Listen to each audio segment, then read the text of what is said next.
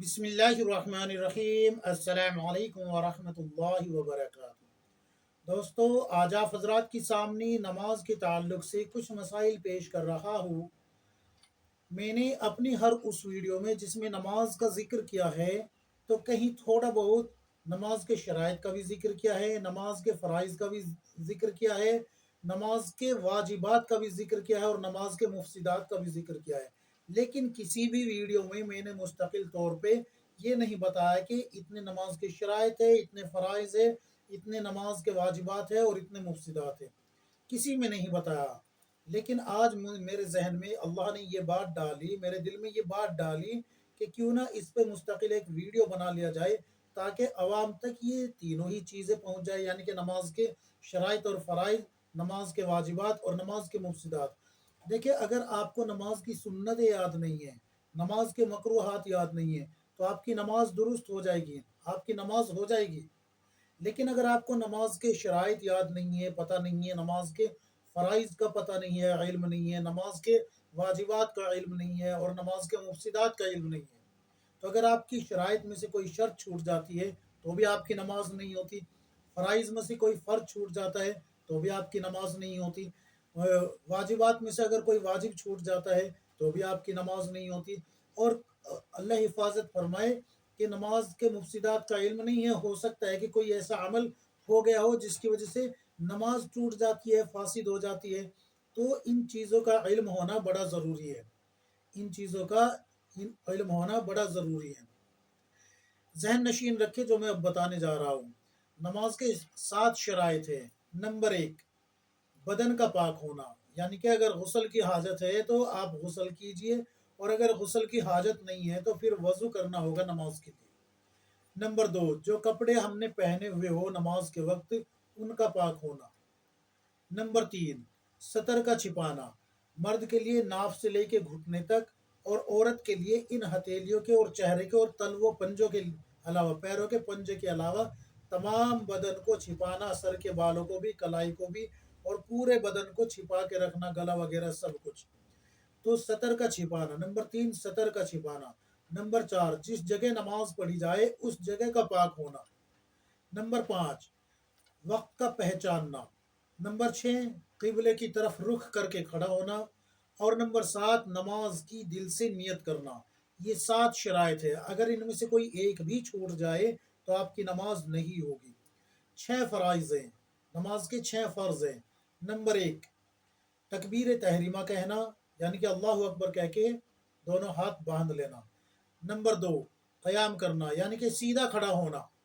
Number 3, क़िरात करना, यानी कि कुरान करीम का पढ़ना, कुरान करीम की एक सूरत का पढ़ना या एक बड़ी आयत का पढ़ना, या फिर जो है 3 छोटी आयत का पढ़ना। सूरह फातिहा के अलावा की बात कर रहा हूँ मैं। सूरह फातिहा अगर आपने पढ़ ली तो नमाज फ़र्ज तो अदा हो जाएगा, लेकिन वो वाजिब में आ रहा है अब, अभी आगे वाजिब आएगा ना तो उसमें ये मसला आ जाएगा। तो नंबर 3 हो गया क़िरात करना। नंबर 4, रुकू करना। नंबर 5, एक रकत में 2 सजदे करना। कई लोग कहते हैं कि भाई एक सजदा वाजिब है और एक जो है फ़र्ज़ है। नहीं नहीं, दोनों ही फ़र्ज़ है। अच्छे से ज़हन नशीन रखिए इस बात को, दोनों ही सजदे फ़र्ज़ है। तो नंबर 5 क्या हो गया, एक रकत में 2 सजदे करना। नंबर 6, क़ायदा आखिरा में अत्तहियात जितनी देर में पढ़ी जाती है उतनी देर बैठना, क़ायदा आखिरा करना, यानी कि अत्तहियात के बक़दर बैठना। तो ये 7 शराइत और 6 फ़राइज़ हैं। अगर 7 शराइत में से कोई एक शर्त छूट जाती है तो आपकी नमाज नहीं होगी। अगर 6 फ़राइज़ में से कोई एक फ़र्ज छूट जाता है तो भी आपकी नमाज नहीं होगी। अगर फ़र्ज़ को अदा करने में देर हो जाए, मसलन आपने नियत बांधी, अल्लाहु अकबर कह के आपने हाथ बांध लिए और अब खामोश खड़े हुए हैं, 3 मरतबा सुबहान अल्लाह कहने के बक़दर आप खामोश खड़े हैं, और बस खामोश खड़े हैं, तो इससे आपके ऊपर सजदा सहू आ गया। क्यों? इसलिए कि आपने फ़र्ज को अदा करने में, तिलावत को, किरात करना क्या है, फ़र्ज है, तो किरात को अदा करने में आपने ताख़ीर कर दी, तो अब आपके ऊपर क्या हो गया, सजदा सहू वाजिब हो गया। अगर कोई फ़र्ज छूट जाए, मसलन आपने रुकू किया लेकिन एक सजदा करके आप खड़े हो गए, तो एक सजदा छूट जाने से नमाज फासिद हो गई, क्योंकि एक रकत में 2 सजदे हैं। तो अगर फ़र्ज छूट जाए تو نماز نہیں ہوگی، اور فرض کو اگر ادا کرنے میں دیر ہو جائے، جان بوجھ کے نہیں، غلطی سے، بھولے سے اگر دیر ہو جائے تو پھر سجدہ سہو کر کے نماز ہو جائے گی۔ تو 7 شرائط اور 6 فرائض میں نے آپ کو بتا دیے۔ اب ہم چلتے ہیں نماز کے واجبات کی طرف۔ نماز کے واجبات 14 ہے۔ نمبر 1، فرض نماز کی پہلی 2 رکعتوں کو قرات کے لیے مقرر کرنا، یعنی کہ فرض نماز کی پہلی 2 رکعت کو قرات کے لیے مقرر کرنا۔ نمبر 2، فرض نماز کی تیسری اور چوتھی رکعت کے علاوہ تمام نمازوں کو، واجب نماز، نفل نماز، سنت نماز، ہر نماز کو فرض کی پہلی 2 رکعت، فرض کی دوسری اور تیسری اور چوتھی رکعت کے علاوہ باقی تمام رکعتوں کو، تمام نمازوں کی ہر رکعت میں سورہ فاتحہ کا پڑھنا۔ نمبر 3، فرض نماز کی پہلی 2 رکعتوں میں اور واجب و سنت نفل کی ہر رکعت میں سورہ فاتحہ کے بعد کوئی ایک سورت کا پڑھنا۔ ابھی میں نے بتایا تھا نا، وہ آ گیا مسئلہ، کوئی ایک سورت کا پڑھنا یا ایک بڑی آیت کا پڑھنا یا 3 چھوٹی آیت کا پڑھنا، یہ بھی واجب ہے۔ نمبر 4، سورہ فاتحہ کو سورت سے پہلے پڑھنا، سورہ فاتحہ کو سورت سے پہلے پڑھنا۔ نمبر 5، قرات اور رکوع اور سجدوں اور رکعتوں میں ترتیب قائم کرنا، یعنی کہ نمبر 5 ہے ترتیب قائم کرنا، یعنی کہ قرات میں، رکوع میں، سجدوں میں، ان میں ترتیب قائم کرنا۔ جیسے کہ ابھی آپ نے ہاتھ باندھے، اللہ اکبر، قرات شروع کر دی، پھر اس کے بعد فوراً جو ہے قرات مکمل کرتے رکوع میں چلے گئے، رکوع سے کھڑے ہوئے سمیع اللہ لمن حمیدہ، اس کو قومہ کہا گیا ہے، قومہ مکمل صحیح طریقے سے کیا، پھر اس کے بعد سجدے میں چلے گئے، سجدے میں گئے، سجدے میں مکمل طور پر اچھے طریقے سے سجدہ کیا، پھر آپ سجدے سے سر اٹھائے، جس کو جلسہ کہتے ہیں، اس کو مکمل طور پہ اچھے طریقے سے ادا کیا، پھر دوسرا سجدہ کیا، دوسرا سجدہ کرنے کے بعد پھر آپ اللہ اکبر کہتے ہوئے کھڑے ہو گئے۔ تو اس طریقے سے ایک ترتیب قائم کرنا، اگر ترتیب چھوٹ جائے گی تو آپ کی نماز میں جو ہے سجدہ سہو واجب آ جائے گا۔ تو نمبر 5 ہو گیا ترتیب قائم کرنا۔ نمبر 6، قومہ کرنا، یعنی کہ رکوع سے اٹھ کر سیدھا کھڑا ہونا، ابھی میں نے اوپر بتایا نا کہ اطمینان سے، تو نمبر 6 ہے قومہ کرنا، یعنی کہ رکوع سے اٹھ کر سیدھا کھڑا ہونا۔ نمبر 7، تعدیل ارکان، یعنی کہ رکوع اور سجدے کو اطمینان سے ادا کرنا۔ دیکھیے کئی لوگ کیا کرتے ہیں کہ رکوع اور سجدے میں اتنی جلدی کرتے ہیں کہ ان کو یہ لگتا ہے کہ بھئی ہماری گاڑی چھوٹ جائے گی، ہمیں جو ہے نا موت آ جائے گی، اگر ہم نے زیادہ دیر سجدہ کیا یا زیادہ دیر رکوع کیا تو موت آ جائے گی، یہ لگتا ہے ان کو کہ جلدی کر لو ورنہ موت کا نوالا بن جائے گی۔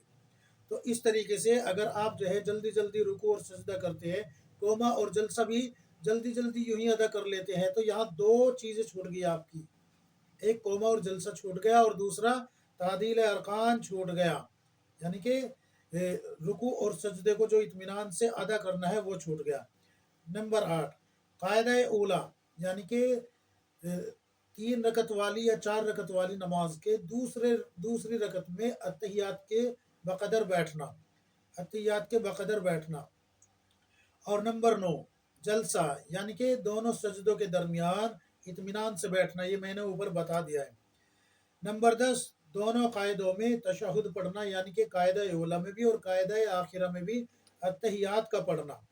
نمبر 11، لفظ سلام کے ذریعے نماز ختم کرنا۔ اور نمبر 12، نماز وتر میں دعا قنوت پڑھنا، اور اس کے لیے دعا، یعنی کہ دعا قنوت کے لیے تکبیر کہہ کے ہاتھ اٹھا کے باندھنا۔ تو یہ 12 ہو گئے۔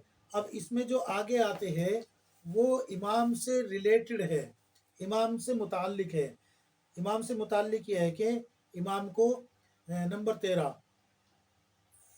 فجر، مغرب، عشاء، رمضان میں وطر، جمعہ، عیدین، تراویح میں زور سے قرات کرنا، یہ کیا ہو گیا؟ واجب ہو گیا۔ عصر اور ظہر میں آہستہ سے قرات کرنا۔ اور نمبر 14 ہو گیا کہ سلام پھیر کے، یعنی کہ قاعدہ آخرہ میں سلام پھیرنا، یہ بھی واجب ہے۔ اچھا، اوپر اس میں یہ بھی آئے گا کہ عیدین کی نماز میں 6 جائز تکبیریں کہنا، 6 جائز تکبیریں کہنا، یہ بھی واجب ہے۔ اور عیدین کی نماز میں زور سے قرات کرنا، یہ بھی واجب ہے۔ تو یہ امام سے ریلیٹڈ تھی باتیں۔ البتہ اگر کوئی اپنی اکیلا نماز پڑھ رہا ہے تو اس کے لیے میں نے یہ بتا دیے ہیں۔ اب نماز کے مفسدات کی طرف چلتے ہیں ہم۔ نماز کے 18 مفسدات ہیں۔ نمبر 1، نماز میں کلام کرنا، جان بوجھ کے ہو یا بھولے سے ہو، کم ہو یا زیادہ ہو، اس سے فوراً نماز ٹوٹ جائے گی۔ نمبر 2، نماز کی حالت میں سلام کرنا، یعنی کہ کسی کو سلام کرنا یا سلام کرنا یعنی کسی شخص کو سلام کرنے کے قصد سے سلام یا تسلیم یا السلام علیکم ایسا کوئی جملہ کہہ دینا، ایسا کوئی الفاظ کہہ دینا، اس سے بھی نماز فاسد ہو جائے گی۔ نمبر 3، سلام کا جواب دینا یا چھینکنے والے کو یا رحمۃ اللہ کہنا، یا نماز سے باہر والے کسی شخص کی دعا پر آمین کہنا۔ نمبر 4، کسی بری خبر پر انا للہ و انا الیہ راجعون پڑھنا، اور کسی اچھی خبر پر الحمدللہ کہنا یا کسی عجیب خبر پر سبحان اللہ کہنا۔ نمبر 5، درد یا رنج کی وجہ سے آہ اف ایسی کوئی آواز نکالنا۔ نمبر 6، اپنے امام کے سوا کسی دوسرے کو لقمہ دینا یعنی قرات بتانا۔ نمبر 7، قرآن شریف کو دیکھ کر پڑھنا۔ نمبر 8، قرآن پڑھنے میں کوئی ایسی غلطی کر جانا جس سے کہ نماز فاسد ہو جاتی ہے، جس سے معنی میں تغیر آ جاتا ہے۔ نمبر 9، عمل کثیر کرنا، یعنی کہ دیکھنے والا آپ کو یہ سمجھے کہ یہ نماز میں نہیں ہے۔ نمبر 10، نماز کی حالت میں کھانا پینا، چاہے وہ کم ہو یا زیادہ ہو، منہ سے باہر کا کھانا پینا۔ اگر منہ کے اندر دانتوں میں کوئی چیز چپکی ہوئی ہے تو اس کے لیے شرط یہ ہے کہ اگر وہ چنے کے دانے کے برابر یا اس سے زیادہ ہے اور آپ نے اس کو کھا لیا، نگل لیا، تو نماز ٹوٹ گئی، اور اس سے کم تھی تو پھر نماز نہیں ٹوٹی۔ لیکن اگر ہونٹوں کے باہر جو لگی ہوئی ہوتی ہے، ہونٹوں پہ جو لگی ہوئی ہوتی ہے، اگر یہ ذرہ برابر بھی حلق سے نیچے اتار لی، مثلاً ہونٹ پہ کوئی تنکا لگا ہوا تھا یا کھانے کا کوئی ریشہ لگا ہوا تھا اور آپ نے اس کو ہونٹ سے زبان سے اندر کھینچا اور حلق سے نیچے اتار لیا، تو اب آپ کی نماز فاسد ہو گئی۔ اور نمبر 11 ہے دو صفوں کی مقدار کے چلنا، یعنی کہ اگر کوئی دو صفوں کے برابر چل جائے تو اس کی نماز فاسد ہو جائے گی۔ اور نمبر 12 ہے قبلے سے سینہ پھر جانا۔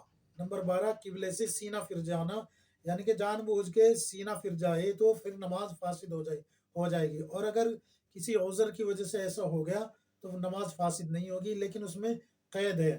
اگر 3 مرتبہ سبحان اللہ کہنے کے بقدر آپ نے پھیرے رکھا، یعنی کہ خود سے پھر گیا لیکن 3 مرتبہ سبحان اللہ کہنے کے بقدر پھیرے رکھا تو پھر نماز ٹوٹ گئی آپ کی۔ نمبر 13، ناپاک جگہ پر سجدہ کرنا، اور نمبر 14، سطر کھل جانے کی حالت میں ایک رکن کی مقدار ٹھہرنا، یعنی کہ 3 مرتبہ سبحان اللہ کہنے کے بقدر اگر آپ کا سطر کھلا رہتا ہے، یاد رکھے خود سے کھل گیا ہو تو 3 مرتبہ سبحان اللہ کہنے کے بقدر یا اس سے زیادہ کھلا رہ گیا تو نماز ٹوٹ گئی، اور اگر آپ نے خود کھولا ہے تو پھر 3 مرتبہ سبحان اللہ کہنے کی قید نہیں ہے، کھولتے ہی فوراً آپ کی نماز ٹوٹ جائے گی۔ نمبر 15، دعا میں ایسی چیز مانگنا جو آدمیوں سے مانگی جاتی ہے، مثلاً یہ کہنا یا اللہ مجھے 100 روپے دے دے، یا اس طریقے سے جیسے گھر میں جا کے کہتے ہیں نا کہ بیگم صاحبہ کھانا دے دو، امی کھانا دے دو، والدہ کھانا دے دو، اس طریقے سے ابا پیسے دے دو، تو وہ چیزیں دعا میں مانگنا، یعنی کہ نماز کی حالت میں اللہ سے وہ چیزیں مانگنا جو مخلوق سے مانگی جاتی ہے، اس سے نماز فاسد ہو جاتی ہے۔ اور نمبر 16، درد یا مصیبت کی وجہ سے اس طرح رونا کہ رونے میں آواز پیدا ہو جائے۔ یاد رکھے درد کی وجہ سے یا رنج کی وجہ سے، البتہ اگر آپ اپنے گناہوں پہ رو رہے ہیں اللہ کے سامنے، اور اللہ کے سامنے کھڑا ہونے کے خوف سے رو رہے ہیں، جہنم کے خوف سے رو رہے ہیں اور جنت کی طلب میں رو رہے ہیں، تو پھر نماز فاسد نہیں ہوگی۔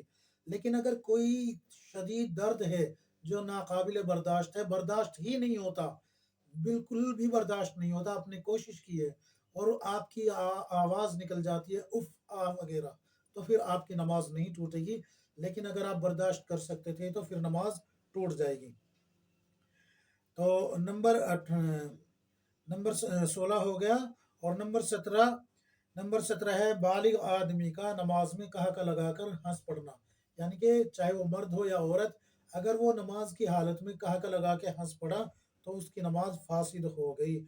اور نمبر 18، امام سے آگے بڑھ جانا، یعنی کہ امام سے پہلے کسی رکن کو پورا کرنا، امام سے آگے بڑھ جانا، مثلاً امام صاحب نے جو ہے سورہ اخلاص پڑھی اور سب کو یاد ہوتی ہے، لم یلد ولم یولد ولم یکن لہ کفوا احد، یہ کہا اور ابھی امام رکو میں گیا نہیں، اللہ اکبر کہیں نہیں کہ پیچھے مقتدی اللہ اکبر کہہ کے پہلے ہی رکو میں چلے گئے، تو ان کی نماز فاسد ہو گئی۔ تو یہ تینوں چیزیں آپ حضرات کے سامنے میں نے اس لیے پیش کی ہے تاکہ آپ کو اچھے سے یاد ہو جائے، اور آپ جو ہے چھوٹے چھوٹے ٹکڑے ویڈیو کے نہ دیکھتے پھرے کہ بھئی اس میں ایک بتا دیا اس میں دو بتا دیے، یہ مکمل ویڈیو آپ لوگوں کی خدمت میں پیش کر رہا ہوں۔ اللہ تبارک و تعالی ہم سب کو کتاب و سنت کے مطابق زندگی گزارنے کی توفیق عطا فرمائے، آمین یا رب العالمین۔